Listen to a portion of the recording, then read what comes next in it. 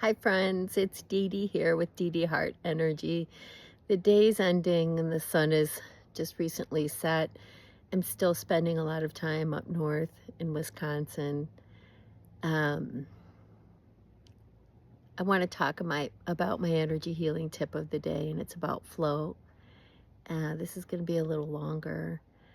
I've been having sessions lately with some people who are worried about their cash flow in their businesses or in their personal life, either one. But they're similar in that they're afraid to really flow, okay? And the rule is you have to flow. What comes in goes out, what goes out comes in. And if you think about another word for money being currency, it's a current, it's movement, it's always moving.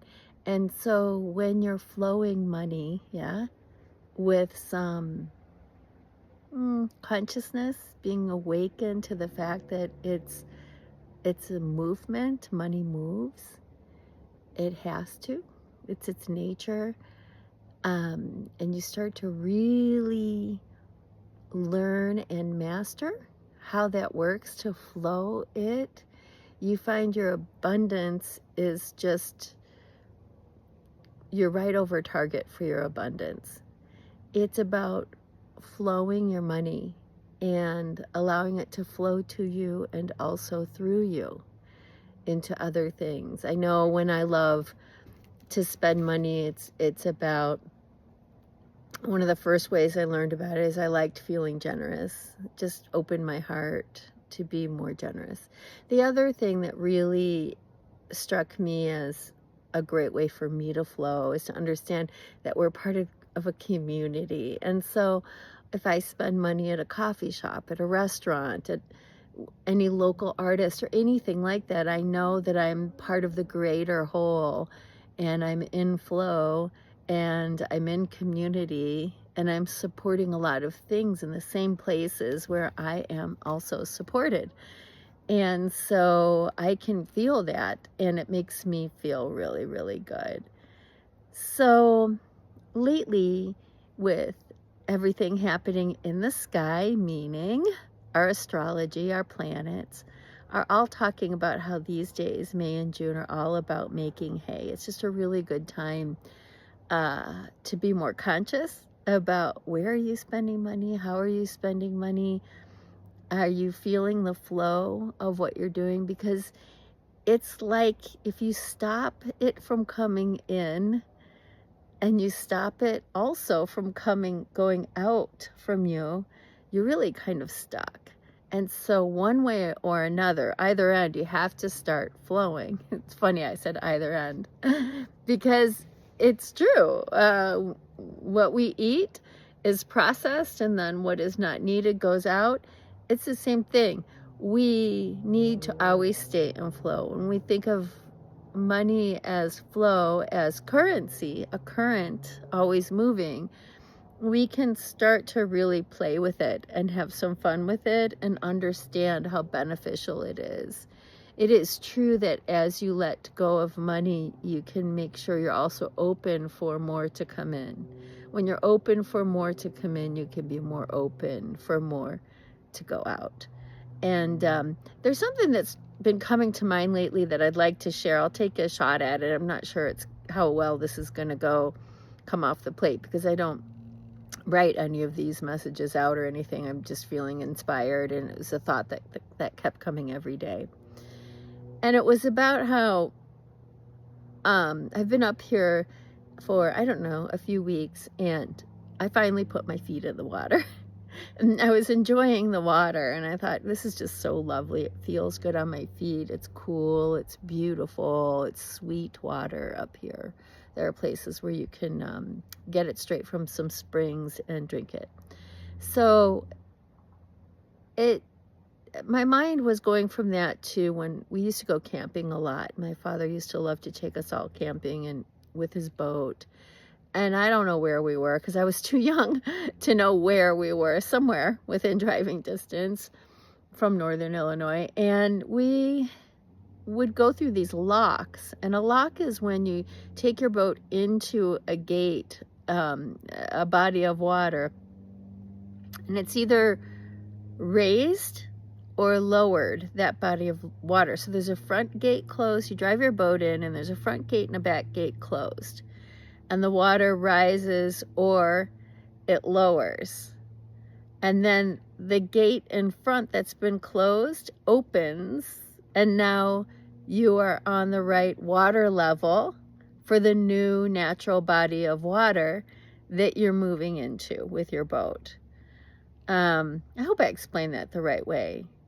So if you think about success and the ability to level up, okay, yeah, you have to be willing to move into sort of a water container chamber, if you will, that's going to level up your boat, and then the gate in front of your boat opens and you drive your boat out and you're on a new natural body of water that's at the level where you're now going to be enjoying yourself and boating. Now, how would you go from one level to another level without leveling up through a chamber or container that's similar to a lock, right? So you have to be willing to flow. You have to be willing to move into an area where you're going to level up, and the door behind you closes only so that the door in front of you, once you've leveled up or leveled down, in this case we're going to use leveling up, and the gateway in front of you opens, and now you're at your new level. This is really interesting. It's an interesting concept about flow, about leveling up, and being willing to take the right steps to do that. Nothing moves if you're going to stay in that container or stay on your level of the lake that you're enjoying or the river with your boat. It's beautiful. It's probably lovely. But when you're ready to really shift your level of flow, you do have to go through something like a chamber called a lock, where now you're leveling up or you're leveling down.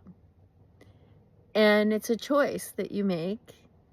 It's a direct hit and very practical to think that, oh, I have to go through that waterway to get to this other waterway.